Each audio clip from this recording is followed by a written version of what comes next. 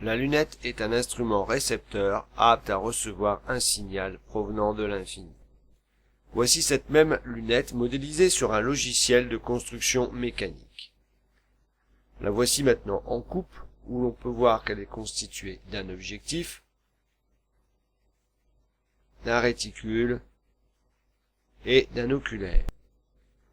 L'oculaire de cette lunette est réglable à sa propre vue. C'est d'ailleurs le premier réglage qu'il est nécessaire de faire avant de l'utiliser. On enfonce l'oculaire à son maximum et en le ressortant, on cherche à avoir une image bien nette du réticule. Sur ce schéma optique de la lunette, on retrouve l'objectif, le réticule, l'oculaire. Si le faisceau entrant venant de l'infini change d'orientation par rapport à la direction de pointage, l'image se déplace dans le plan du réticule comme on peut le voir sur cette animation. On voit ici dans le plan du réticule le déplacement de l'image qui se fait de façon verticale.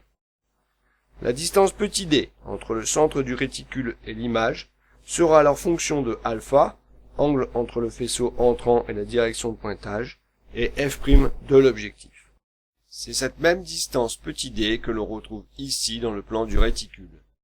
On voit alors que tangente alpha est égal à petit d sur f' de l'objectif, et donc que petit d égale tangente alpha fois f' de l'objectif.